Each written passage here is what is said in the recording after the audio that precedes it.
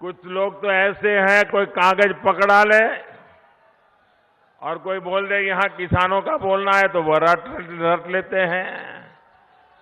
जिनको ये मालूम नहीं है चने का पौधा होता है कि चने का पेड़ होता है।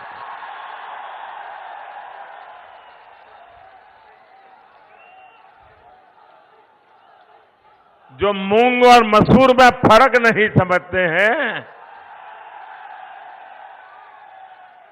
वो आज देश को किसानी सिखाने के लिए घूम रहे हैं। जिस कांग्रेस पर देश के प्रधानमंत्री नरेंद्र मोदी ने किसानों के बारे में जानकारी पर सवाल खड़े किए थे, उसी कांग्रेस ने राजस्थान के घोषणा पत्र में किसान का कार्ड खेला है। कांग्रेस के पिटारे से किसानों के लिए कई तोहफे देने का वादा किया गया है। आइए एक नजर डाल लेते हैं कांग्रेस के घोषणा पत्र पर।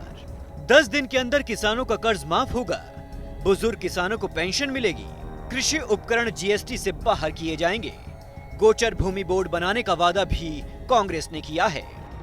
पहली कैबिनेट मीटिंग के अंदर ये देश में पहली बार होता है कि जहाँ हम लोग मैनिफेस्टो को कैबिनेट से अप्रूव करा देते हैं कि ये वादा करके हम चुनाव जीत के आए हैं, तो हमारा फर्ज बनता है कि हम उन वादों को निभाएं। इसलिए ये मैनिफेस्टो में जो लिखे हुए हैं ये हमारे वादे जनता से हैं। कांग्रेस ने आज अपने घोषणा पत्र में 400 वादे किए हैं। वहीं सबसे बड़ी बात, कांग्रेस ने 10 दिन के अंदर किसानों का कर्ज माफ करने की बात कही है। वहीं बीजेपी के घोषणा पत्र में किसानों को लुभाने की कोशिश जरूर की गई, लेकिन कर्ज माफी का वादा बीजेपी ने नहीं किया है। इसके अलावा दोनों ही घोषणा पत्र में महिलाओं और युवाओं को लुभाने की कोशिश की गई है। अगर दोनों घोषणा पत्रों की तुलना करें तो मुद्दे एक हैं, लेकिन वादों में थोड़ा सा फर्क नजर आता है। कांग्रेस ने जहां प्रतिमाह 3,500 बेरोजगारी भत्ता देने की बात कही है, वहीं बीजेपी ने 5,000 रुपए बेरोजगारी भत्ता देने का वादा किया है। बीजेपी जहां सेना की परीक्षा देने जा रहे युवाओं को 3 महीने की ट्रेनिंग देने की बात करती है, वहीं कांग्रेस ने परीक्षा देने जा रहे युवाओं का बस टिकट माफ करने का वादा किया है। कांग्रेस जहां महिलाओं की शिक्षा मुफ्त कर रही है, वहीं बीजेपी 30,000 सरकारी नौकरियां देने का वादा कर रही है। इसके अलावा कांग्रेस ने मुफ्त स्वास्थ्य सेवा देने की बात कही है, जबकि बीजेपी ने स्वास्थ्य बीमा को भामाशाह योजना से जोड़ने का वादा किया है। सबसे बड़ी बात, बीजेपी ने अपने पुराने वादे 94% तक पूरा करने का दावा किया था, लेकिन कांग्रेस बीजेपी पर वादा खिलाफी का आरोप लगाती रही है।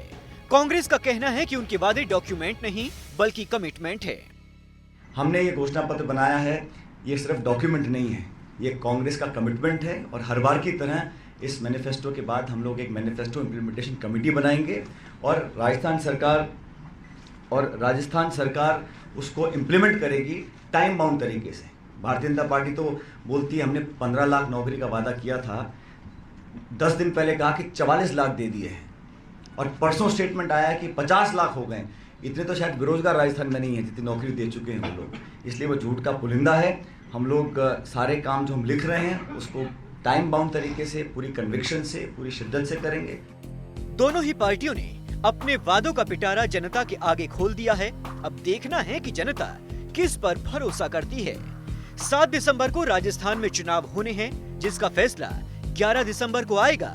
राजस्थान में किसका होगा राज तिलक, ये काफी कुछ दोनों पार्टियों के वादे और जनता के भरोसे पर निर्भर करेगा। देव अंकुर, जयपुर, आज तक।